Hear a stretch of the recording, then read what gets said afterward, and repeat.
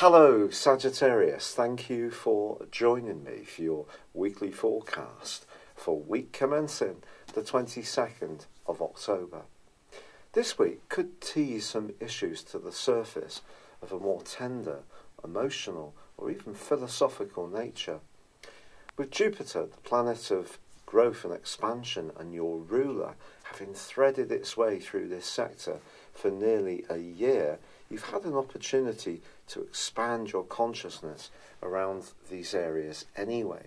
But with the Sun arriving this week, I just feel that you may want to step back a little bit from the more social sides of life and just think about some of the deeper strands that are evolving within you. Now, for some Sagittarians, there could be some reflection around a key relationship.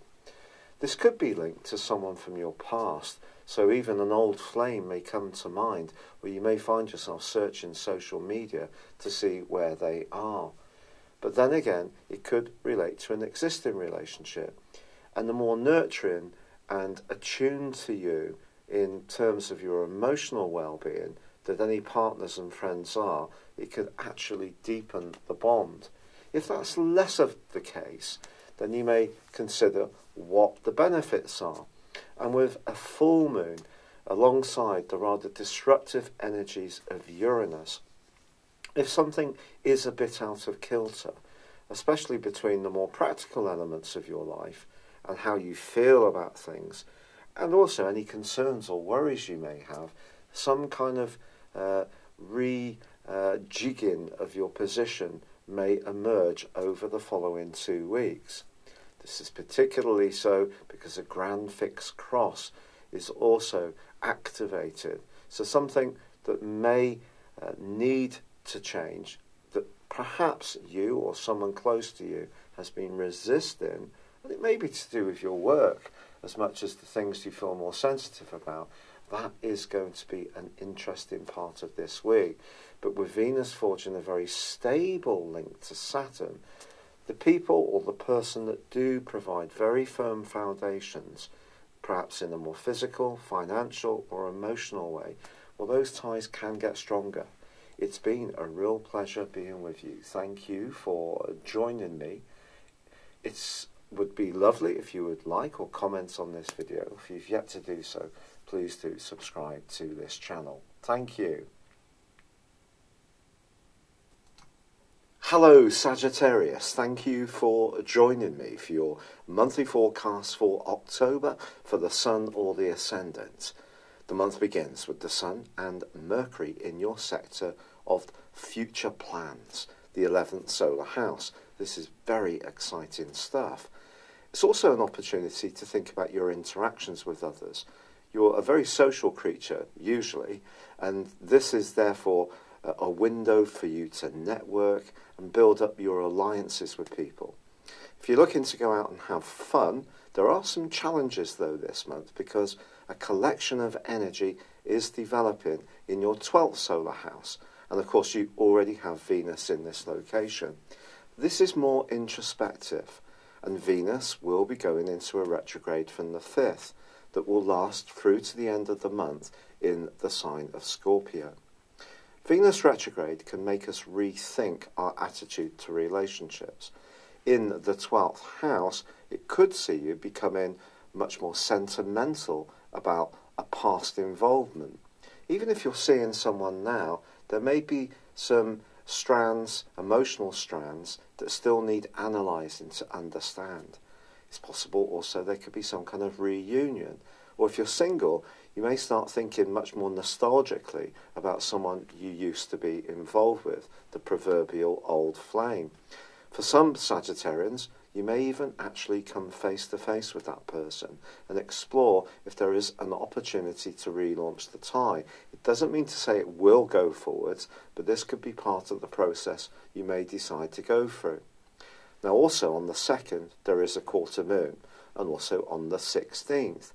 On the 2nd, it's in the sign of Cancer, which is very much to do with the things you share deeply, your more passionate involvements.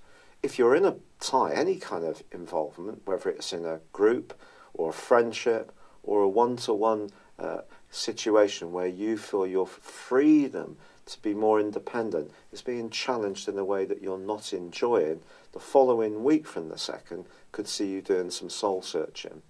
On the 16th, however, it's much more to do with your values. Are your values meshing together in a relationship in the way you want? Is it possible, for example, that you're being perhaps a little over generous in one situation and someone's taken you somewhat for granted? And again, something else to explore. But in the first 2 weeks of this month, Venus is also in a right angle with Mars.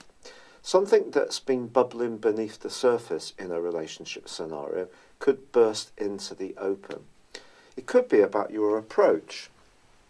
Now, you can be a larger-than-life character, very charismatic, and you have an enthusiasm that comes from your ruler Jupiter, which is very much about embracing the things that inspire and enthuse you. But sometimes I think there can be a tendency with Sagittarius people to not necessarily look at more tender things and move on to the next project, relationship, situation. I have a lot of Sagittarius in my chart, so I think I understand this.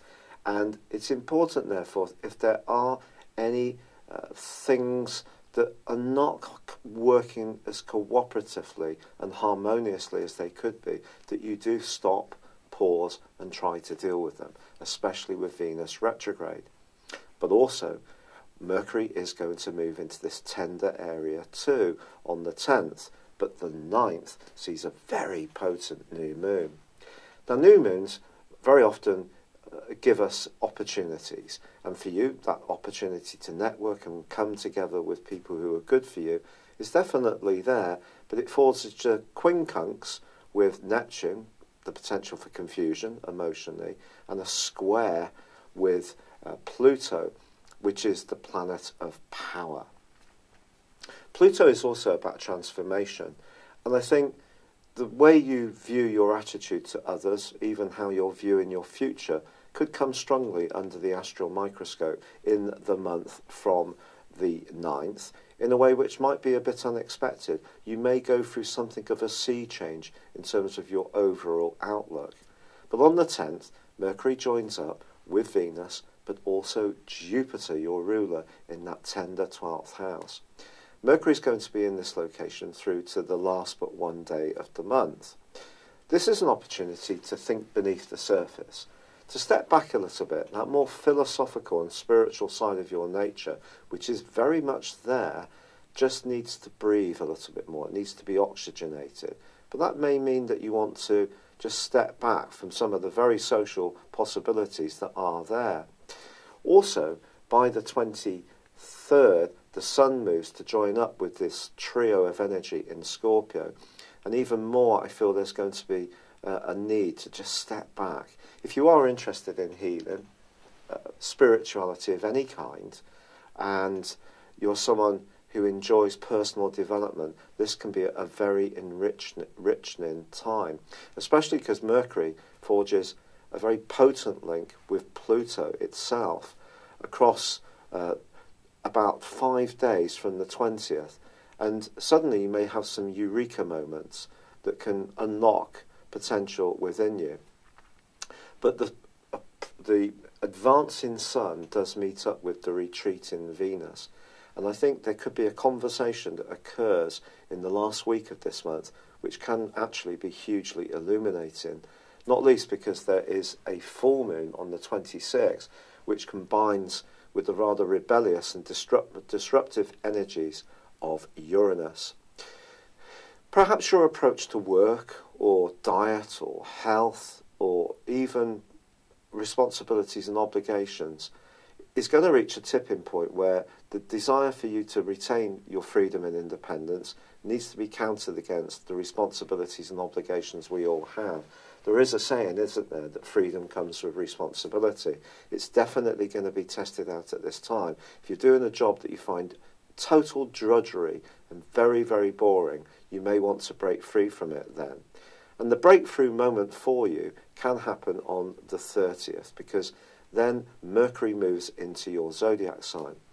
Ironically, Mercury is actually in detriment in Sagittarius, but I think generally this is going to be very good. It brings you out of the darkness that can come from this Scorpionic energy where you're doing a lot of soul searching, a lot of thinking, and working out who's good for you in your life and who's not. I think you may, in general, develop a much stronger sense of self-analysis this month. But once Mercury moves into your sign, you can feel more outgoing, less anxious really, and more ready to move into the moment and start transmitting your ideas to others in a more outgoing and productive way. It's like you're moving through a series of 3 transitions. The first is social, the second is more reflective, and the third sees you move into your own energy and you become more single-minded. So this is a fascinating month for sure. The great news, however, is that Uranus and Mars are no longer clashing. And if you remember, that has been a feature since the second week of May through to pretty well the end of September. That's been a very disruptive influence. It may have created quite a lot of nervous tension for you. You may have found yourself on edge, maybe a bit more outspoken at times. There's been a bit more of a brittle atmosphere around. Well, fortunately, that has come to a close. But I must tell you about the North Node, which is the point of destiny. It's kind of like a mini Jupiterian influence. And for you, since May the 10th, 2017, the Dragon's Head, the North Node, has been in the sign of Leo, which is very much about travel, expansion, knowledge, and you probably have gone through a growth spurt around those areas since then. But of course, it has its diametrically opposite point, which is the South Node. And that's a much more tender area, and that's in the sign of Aquarius, which is your everyday thinking. But that point is going to dissect the opposition that occurs between Uranus, the Sun, and Venus in that cluster of days from around about the 23rd to the 26th. And I think there could be some important conversations then. And the important thing about it for you is to try to be as open-minded as possible, because what comes into the open may be a surprise, but it can bring a lot of illumination to you in a way which can see you evolve hugely throughout the month of October. It's been a real pleasure being with you, Sagittarius. Thank you so much for bearing with me. I have really been going through it with this rheumatoid arthritis, and I am trying all the natural stuff that you've all kindly shared with me, and a lot of it is showing promise, but it turns out the rheumatoid arthritis is quite aggressive. So the first set of drugs haven't worked. I had to go on steroids because I was in so much pain, and that's really helped, but you can't stay on those. So now I have to go on a much more powerful drug called methotrexate, which has got a notorious reputation, and I have to do that later in October. So I really appreciate all your help. I'm going to keep going with the natural stuff and see if it can help to bring the inflammation down. But for now, it does seem to be something that I may need to go the medical route down. But for now, good luck and goodbye. I'd love it if you would like or comment on this video, or if you've yet to do so, please do subscribe to this channel. Thank you. Hello, thank you so much for watching my video. I'd love you to join me at my Horoscope Ace app. You can find this at www.horoscope-ace.com. You can use it through Android, iOS, Apple, or Facebook. Check out your ascendant or your moon sign, or download your free birth chart.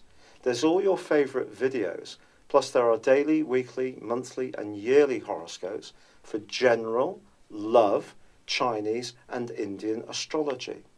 If your passion is tarot, there's my brilliant 3-card money or love tarot readings too. And it's all there at www.horoscope-ace.com. Thank you.